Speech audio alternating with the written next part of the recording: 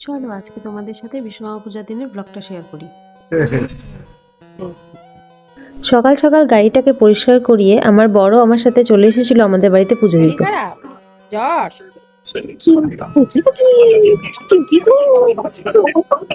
এবছর আমার মায়ের ওখানে বিশ্বকর্মা পূজা হওয়ার কথা ছিল, কিন্তু বাড়িতে যাওয়ার পরে দেখি মা সব গুছিয়ে তো নিয়েছে, কিন্তু হঠাৎ করে জানতে পেরেছে যে মার কাকি শাশুড়ি মারা গেছে, তাই সব গুছিয়ে আলাদা করাই ছিল, ঠাকুরকে ঢেকে দিয়েছে। মা বলল তুই পুজোটা বাড়ির বাইরের মন্দিরে করে ফেল, কারণ হচ্ছে আমি তো এবছর আর দিতে পারছি না, তো তুই করে নে।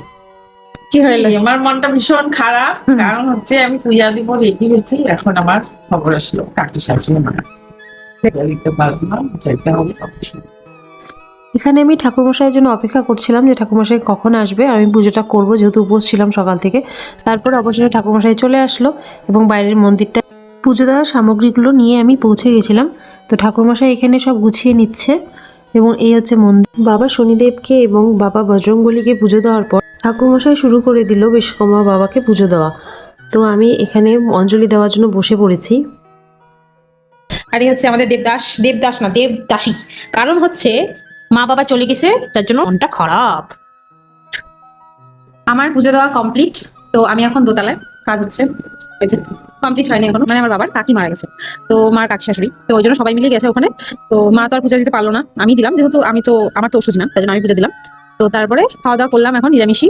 আর আমি মিল এই যে এখন বাড়িতে আছে, ও খুব দুষ্টামি করতে চেষ্টা করতেছে কিন্তু পারতেছে না।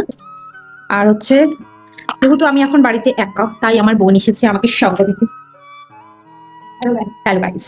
আর হচ্ছে এই যে কাজকর্ম হচ্ছে বাড়িতে, বাড়ি কমপ্লিট হলে অবশ্যই তোমরা দেখতে পাবে, আপনাদের সাথে অবশ্যই শেয়ার করা হবে। এখন হচ্ছে বাড়ি কাজ হচ্ছে, তো এখন অব্দি এটাই আপডেট। এখন আমরা একটু রেস্ট করবো, তারপরে আবার দেখাচ্ছি। তারপর বিকালের দিকে মা বাবাও চলে আসলো। বাবা চলে আসছে, খুব খুশি? হ্যাঁ খুব খুশি। এতক্ষণ তো একদম বিছানার থেকে নড়তেছিলি না। হ্যাঁ হ্যাঁ। কান্দা শুরু।